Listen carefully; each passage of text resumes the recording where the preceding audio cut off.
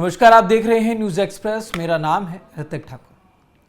दोस्तों, एक जगह है जिसके बारे में भारत और पाकिस्तान की अलग अलग बातें हैं। पाकिस्तान के कब्जे वाला कश्मीर यानी कि पीओके, जिसे पाकिस्तान अपने पाकिस्तान का जन्नत बताता है।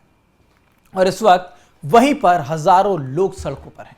मुजफ्फराबाद की तरफ मार्च हो रहा है, सुरक्षा बल तैनात हैं, झड़पों में लोगों की मौत की खबरें सामने आ रही है। लेकिन सवाल यह है कि क्या अचानक से पीओके में बगावत उठी, या फिर ये जो कहानी है ये कई साल पुरानी। आज पूरी बात आपको समझाएंगे और वीडियो को अंत तक जरूर देखिएगा ताकि आपको पता लगे कि आखिरकार पीओके में चल क्या रहा है।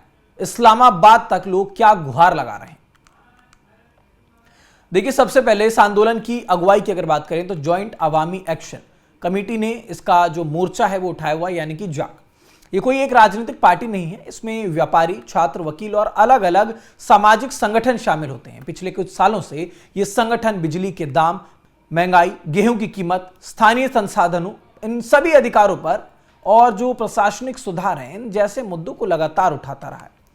अब ऐसे में इस बार जाक ने 38 सूत्रीय मांग का जो पत्र है उसे लेकर के एक बड़ा आंदोलन शुरू किया। और इन मांगों में सिर्फ महंगाई नहीं है बल्कि राजनीतिक और प्रशासनिक मुद्दे जो हैं वो सब कुछ इसमें शामिल है। सबसे ज्यादा चर्चा उस मांग की है जिसमें विधानसभा की उन 12 सीटों को खत्म करने की बात कही गई है जो पाकिस्तान में बसे शरणार्थियों के लिए आरक्षित की गई। आंदोलनकारियों का यह कहना है कि इससे स्थानीय प्रतिनिधित्व बहुत ज्यादा प्रभावित होता है। 15 जुलाई को मुजफ्फराबाद की तरफ लॉन्ग मार्च का ऐलान किया गया। अब प्रशासन ने भारी सुरक्षा बल की तैनाती की, कई जगहों पर रास्ते बंद कर दिए। रावलकोट और दूसरे इलाकों में प्रदर्शनकारियों और सुरक्षा बलों के बीच टकराव हुआ।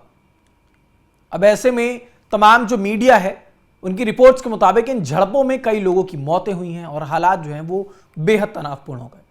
अब सवाल है कि क्या ये आंदोलन पाकिस्तान से अब आजादी की मांग पर पूरी तरह उतर आया है? अब यही सबसे बड़ा भ्रम है।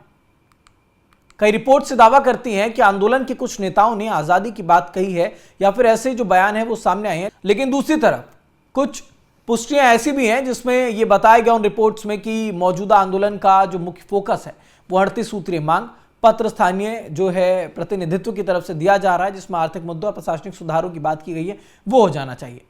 अब इसीलिए इस समय पर यह कहना कि पूरा आंदोलन केवल आजादी की मांगों पर आधारित है, यह थोड़ा सा फैक्चुअल नहीं रहेगा। लेकिन हाँ, ये जरूर है कि बार बार ये नारे वहां पर लग रहे हैं कि पाकिस्तान हम तुम्हारी मौत हैं। ये बोला जा रहा है, ये बताया जा रहा है कि इस बार जो पीओके है वो पाकिस्तान से आजादी चाहता है। अब क्योंकि प्रतिनिधित्व कौन कर रहा है, इसके पीछे की क्या बातें हैं, वो नारों से अलग हटके वो बातें होती हैं।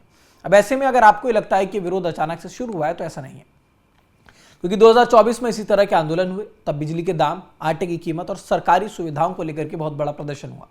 आखिरकार सरकार को कुछ मांगे माननी पड़ी, लेकिन प्रदर्शनकारियों का कहना है कि कई वादे पूरे किए भी नहीं गए। अब यही वजह है कि आंदोलन फिर से लौट आया। अब एक तरफ आर्थिक संकट और दूसरी तरफ राजनीतिक दबाव, और अब पीओके में लगातार बढ़ता हुआ जनाक्रोश। सरकार के सामने चुनौती सिर्फ कानून व्यवस्था बनाए रखने की नहीं थी, बल्कि लोगों के भरोसे को संभालने की थी। अगर बातचीत नहीं होती तो हालात और बिगड़ सकते थे। भारत लगातार कहता रहा है कि पूरा जम्मू कश्मीर, जिसमें पीओके भी शामिल है, भारत का अभिन्न हिस्सा है। लेकिन अभी जो आंदोलन चल रहा है उसकी वजह स्थानीय आर्थिक, प्रशासनिक और राजनीतिक शिकायतें बताई गई। अब इसीलिए इसे किसी बड़े भू राजनीतिक बदलाव का अंतिम संकेत मान लेना बहुत जल्दबाजी है, क्योंकि पीओके में इस समय गुस्सा है। गुस्से की वजह सिर्फ एक घटना नहीं बल्कि लंबे समय से जमा होती शिकायतें हैं। और अब देखना होगा कि पाकिस्तान सरकार बातचीत का रास्ता चुनती है या फिर टकराव का, क्योंकि इतिहास गवाह है जब जनता सड़क पर उतर आती है तो मामला सिर्फ कानून व्यवस्था का नहीं रहता, भरोसे का भी हो जाता है। अब ऐसे में आपको क्या लगता है कि क्या ये जो आंदोलन है वो केवल महंगाई और अधिकारियों की लड़ाई है, या इसके पीछे कोई बहुत बड़ा राजनीतिक मोड़ आ सकता है? हमें कमेंट बॉक्स में जरूर बताएगा। देश दुनिया से जुड़ी तमाम खबरों के लिए देखते रहिए न्यूज एक्सप्रेस।